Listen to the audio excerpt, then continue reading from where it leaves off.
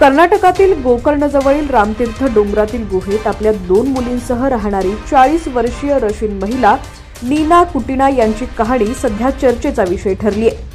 11 जुलै रोजी पोलिसांनी तिला आणि तिच्या 2 मुलींना प्रेमा आणि आमा यांना वाचवलं। मात्र नीनाच्या मते तिचं जंगलातील जीवन शांत, कलात्मक आणि स्वयंपूर्ण होतं। आता तिला आणि तिच्या मुलींना अस्वच्छ आणि असुविधाजनक ठिकाणी ठेवण्यात आलेलं आहे, जिथं 9 महिन्यांपूर्वी मृत्यू झालेल्या तिच्या मुलाच्या राखीची चोरी झाल्याचा तिनं आरोप केलेला आहे। नीना कुटिना यांनी पीटीआय वृत्तसंस्थेला दिलेल्या माहितीनुसार तिचं जंगलातील जीवन अत्यंत शांत आणि आनंददायी होतं। ती म्हणाली, आम्ही सूर्योदयासोबत जागे होत असू, नदीत पोहायचो आणि निसर्गाच्या सानिध्यात राहायचो। मी शेकोटीवर किंवा गॅस सिलेंडरवर स्वयंपाक करायचे, जवळच्या गावातून किराणा माल आणायचे।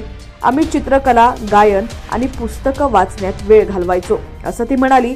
तिच्या मते प्रसार माध्यमांनी तिच्या जीवनशैलीबद्दल चुकीचं चित्र रंगवलं। आम्ही आमचं स्वच्छ आणि आनंदी जीवन जगत होतो। माझ्याकडे याचे व्हिडिओ आणि फोटो पुरावे आहेत, ती पुढे म्हणाली। रशियामधून आलेली नीना गेल्या 15 वर्षांपासून जगभर प्रवास करत आहे।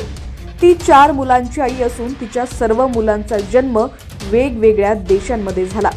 मी माझ्या सर्व मुलांना स्वतःच्या देखरेखीखाली जन्म दिलाय। कोणत्याही रुग्णालय किंवा डॉक्टरांच्या मदतीशिवाय मी हे केलं, असा तिचा दावा आहे। नीना एक प्रशिक्षित कला आणि रशियन साहित्य शिक्षिका आहे। ती आपल्या मुलांना स्वतः शिकवते आणि त्यांना होम स्कूलिंगची अधिकृत कागदपत्रे मिळवण्याची योजना आहे। माझी मुलं हुशार, निरोगी आणि प्रतिभावान आहेत, असा तिचा दावा आहे। पोलिसांनी नीना आणि तिच्या मुलांना गोकर्णमधील रामतीर्थ डोंगरातून गुहेतून वाचवलं। मात्र आता त्यांना एका अस्वच्छ आणि असुविधाजनक ठिकाणी ठेवण्यात आल्याचा तिचा आरोप आहे। आम्हाला आता गलिच्छ ठिकाणी ठेवलेला आहे, गोपनीयतेचा अभाव आहे आणि फक्त साधा भात खायला मिळतो। माझ्या मुलाच्या राखेसह आमच्या अनेक वस्तू घेतल्या गेल्या, असा गंभीर आरोप नीनाने केलाय।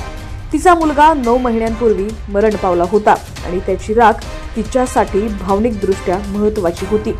नीनाने भारतावरील तिचं प्रेम व्यक्त केलं। आम्हाला भारत, त्याचं वातावरण आणि इथली लोक खूप आवडतात, असं ती म्हणाली। गेल्या काही वर्षात ती 4 देशांमध्ये गेली, पण भारताशी असलेल्या भावनिक नात्यामुळे ती पुन्हा इथे परतली। तथापि तिचा व्हिसा 17 एप्रिल 2017 रोजी कालबाह्य झाला होता। सध्या ती रशियन दूतावासाच्या संपर्कात आहे, जो तिला आणि तिच्या मुलींना मदत करत आहे। रामतीर्थ डोंगरावर गस्त घालणाऱ्या पोलिसांना गुहेत संशयास्पद हालचाल दिसल्यानंतर नीना आणि तिच्या मुलींना त्यांनी तिथं पाहिलं। नीनाने पोलिसांना सांगितलं की ती ध्यानासाठी गोकर्णला आली होती। गुहेत भगवान रामाची मूर्तीही सापडली, जी ती नियमितपणे पूजा करत होती। मात्र डोंगराचा खड्डेमय भाग, भूस्खलनाचा धोका आणि सापांसारख्या विषारी प्राण्यांमुळे पोलिसांनी तिच्या निवासस्थानाबाबत चिंता व्यक्त केली। सध्या नीना आणि तिच्या मुलींना महिलांच्या पुनर्वसन केंद्रात हलवण्यात आलेलं आहे। बेंगळुरूतील परदेशी नागरिक नोंदणी कार्यालय FRRO त्यांना रशियाला पाठवण्याची प्रक्रिया सुरू करत आहे।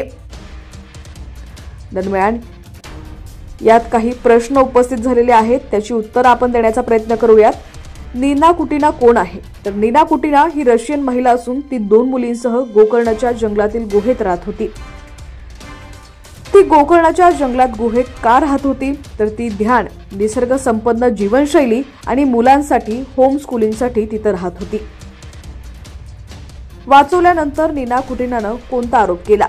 तिने तिच्या मृत मुलाच्या राखीची चोरी आणि अस्वच्छ ठिकाणी ठेवण्यात आल्याचा आरोप केलाय। भारतीय सरकारने कोणती कारवाई केलेली आहे? तर FRRO विभागानं तिला आणि तिच्या मुलींना रशियाला पाठवण्याची प्रक्रिया सुरू केलेली आहे। रशियन महिला नीना कुटिना गोकर्णाच्या जंगलातील गुहेत 2 मुलींसह राहत होती। पोलिसांनी तिला वाचवलं। नीनाचा आरोप आहे की तिच्या मुलाच्या राखेसह काही मौल्यवान वस्तू तिच्या चोरीला गेलेल्या आहेत।